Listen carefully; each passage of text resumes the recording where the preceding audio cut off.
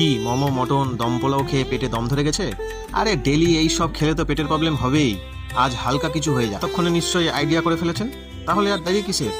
ঝটপট দেখিনি, ঝিঙে দিয়ে মাছের ঝোল, দারুণ সুস্বাদু। প্রথমে আলু ঝিঙে টমেটো কেটে ধুয়ে রেখে দিন। মাছ ধুয়ে লবণ হলুদ দিয়ে ভালো করে মেখে নিন। হলো, গ্যাসটা জ্বালান। কড়াইয়ে তেল দিন, মাছগুলো ভালো করে ভেজে নিন। কমপ্লিট। আবার সামান্য তেল দিন, ঝিঙেগুলো লবণ হলুদ দিয়ে ভেজে তুলে নিন।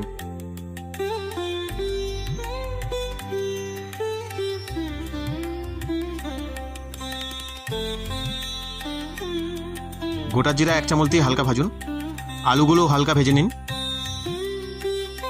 এবারে 4 চামচ আদা লঙ্কা জিরা বাটা দিয়ে দিন। এর সাথেই লবণ হলুদ অ্যাড করুন, টমেটোটাও দিয়ে দিন।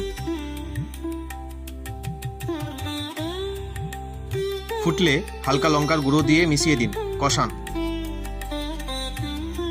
কষানো হলে জল দিন হালকা, একটু নেড়ে ঝিঙেগুলো দিয়ে দিন। 2 মিনিট নাড়ুন। গরম জল এমনভাবে দিন যেন সব ডুবে যায়। ফুটলে ঢাকা দিন। ঢাকা তুলে মাছগুলো দিয়ে ঝোলের সাথে ভালো করে মেশান।